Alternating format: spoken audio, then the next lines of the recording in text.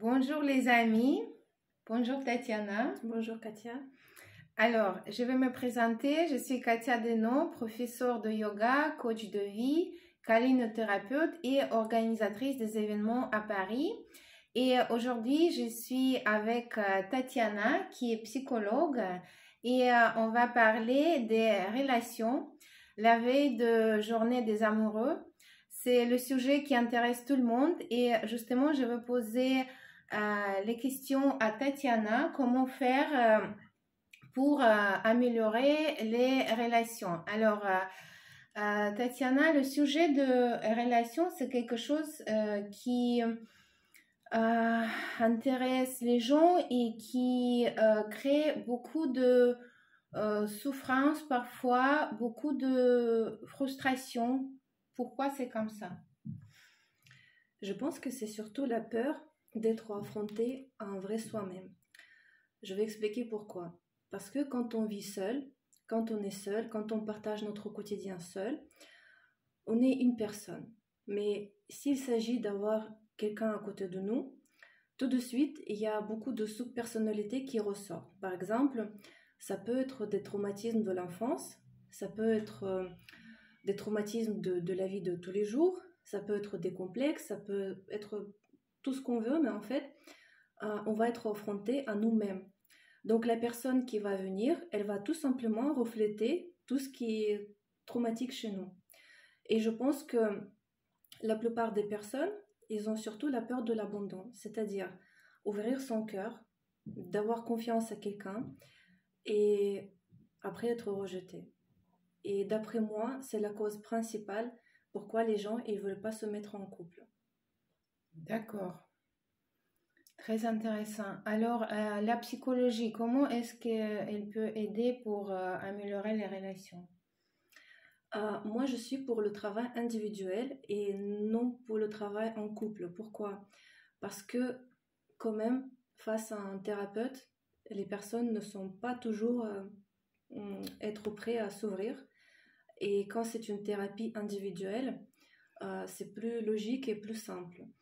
Par exemple, on ne va jamais travailler pour changer une autre personne. C'est impossible et ce n'est pas correct. Donc, on va travailler sur soi-même. On va d'abord essayer d'analyser qu'est-ce qui ne va pas. On va analyser si ça vient de l'enfance, si ce sont des traumatismes épigénétiques, donc s'il y a des causes familiaux, par exemple.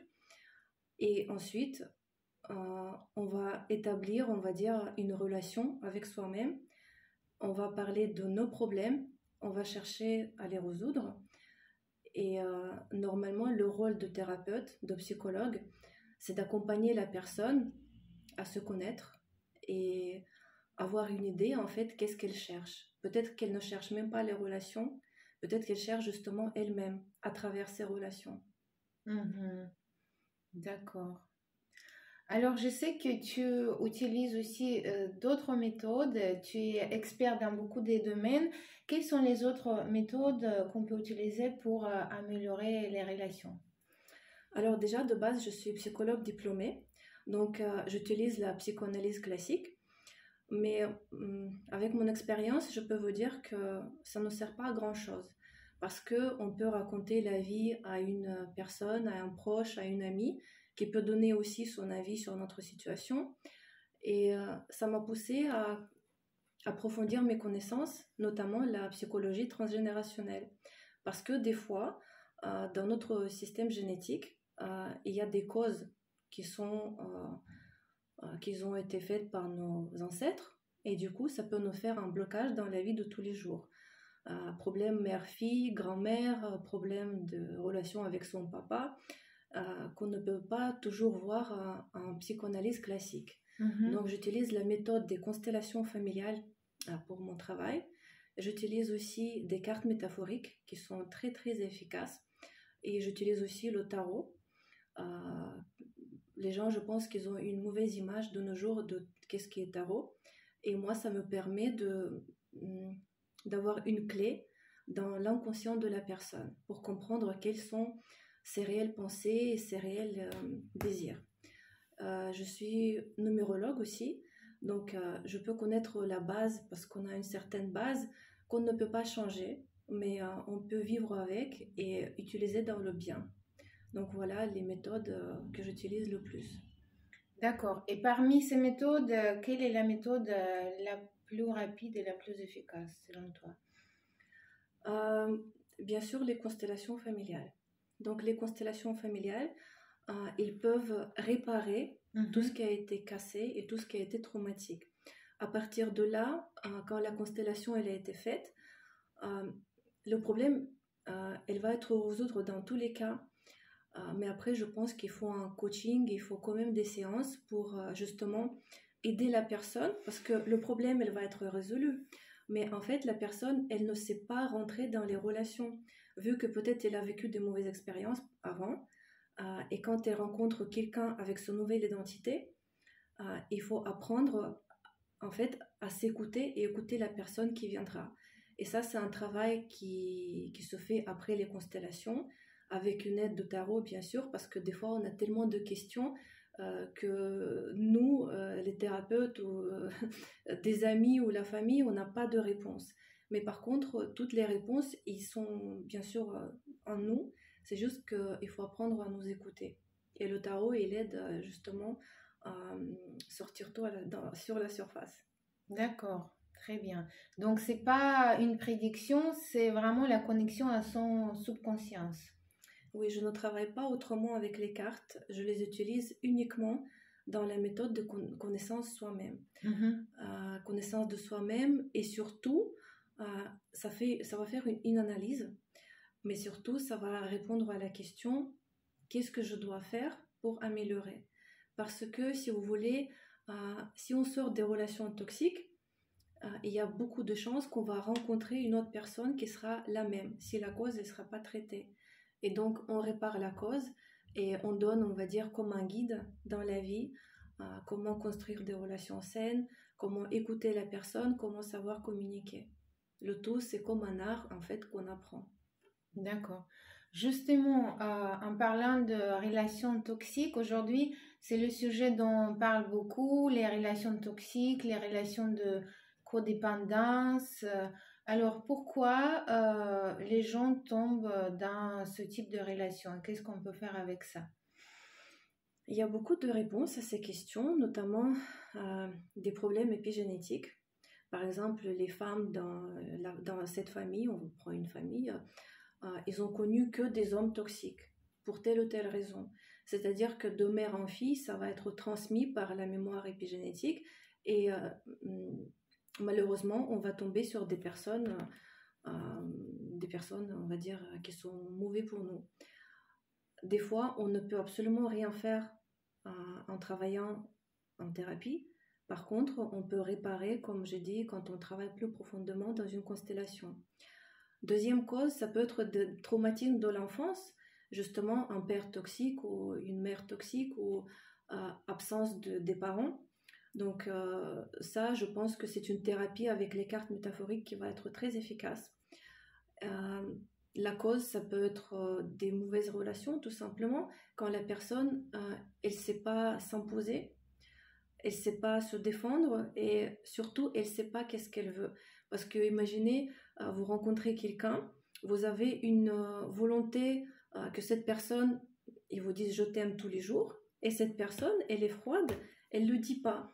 Pour vous, ça peut être un traumatisme ou un mal-être par rapport à elle parce que peut-être quelque chose qui ne va pas, ou ça peut tout simplement être le fait de ne pas prononcer avec des paroles qu'est-ce qu'on a envie et qu'est-ce qu'on attend de la personne qui est en face.